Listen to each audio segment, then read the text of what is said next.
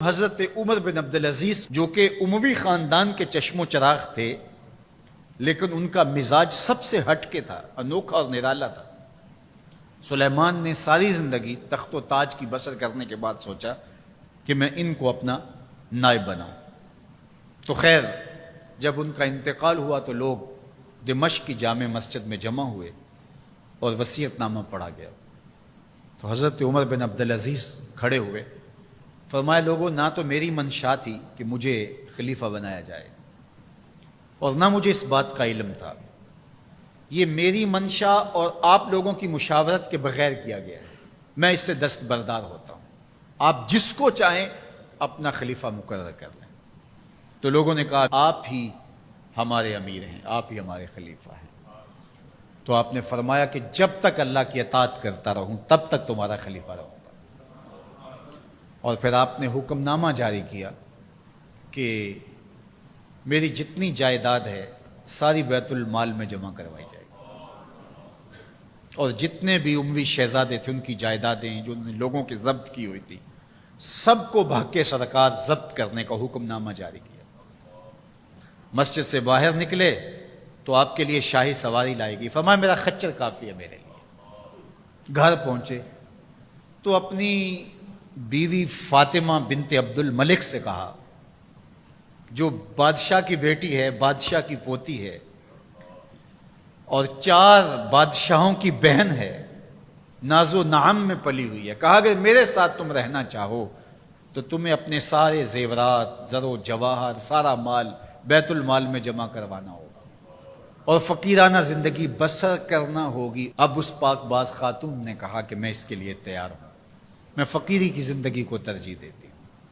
اب حضرت عمر رضی اللہ تعالیٰ عنہ نے صرف 2 سال 5 ماہ اور کچھ دن حکومت کی اور 3 بر اعظموں پر سلطنت اسلامیہ پھیلی ہوئی تھی، اور آپ روتے تھے کہ ان لوگوں کا حق بھی میرے اوپر بلا مطالبہ ہے جو دنیا کے کسی بھی خطے کے اوپر اس سلطنت کی حدود میں بستے ہیں۔ عید کا موقع آیا، عیدگاہ میں جب لوگ ایک دوسرے کو مل رہے تھے تو امیر المومنین کے بیٹوں کے کپڑے خستہ تھے، پرانے تھے، پیوند لگے ہوئے تھے۔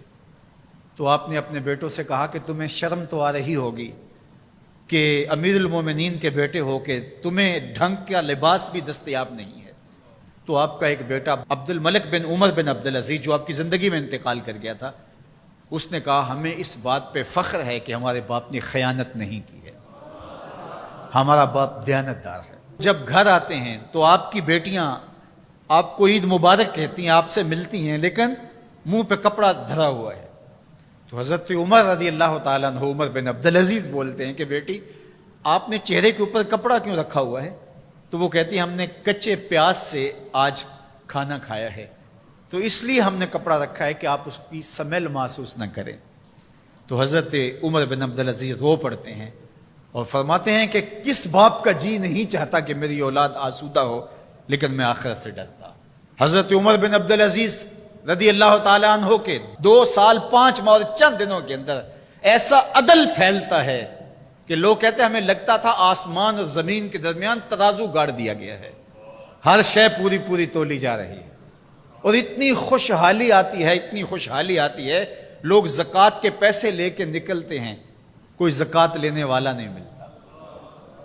ایک علاقے کے لوگ حضرت عمر بن عبدالعزیز کو خط لکھتے ہیں کہ حضرت زکوٰۃ کا کیا کریں؟ فرمایا غریبوں کو دے۔ کہا کوئی غریب رہا ہی نہیں؟ تو کہا کہ اچھا آپ اس طرح کریں کہ جن کی شادیاں نہیں ہوئی ان کا مہر ادا کر کے شادیاں کروا دیں۔ تو وہ جواب میں لکھتا ہے یہ بھی ہو چکا۔ تو کہا لوگوں کو قرضہ دے دیں۔ کہا کسی کو قرضے کی ضرورت ہی نہیں ہے۔ تو پھر فرماتے ہیں اچھا غیر مسلموں کو قرضہ دیں تاکہ وہ کھیتی باڑی کر کے زراعت کے کام کو بڑھائیں۔ یہ عمر بن عبدالعزیز کا دور ہے۔ عدل پھیلا، نور پھیلا، روشنی پھیلی۔ شہزادگی کی زندگی سے ایک دم اپنے آپ کو ایک چھوٹے سے کٹیا کے اندر محدود کر لیا۔ اللہ اکبر۔ حضرت عمر بن عبدالعزیز رضی اللہ تعالی عنہ مسلمانوں کے نامور خلیفہ ہے، اور ان کو ان کے عدل، ان کے انصاف، ان کی سادگی اور ان کی زندگی کے اس خوبصورت طرز کی وجہ سے عمر ثانی کہا جاتا ہے۔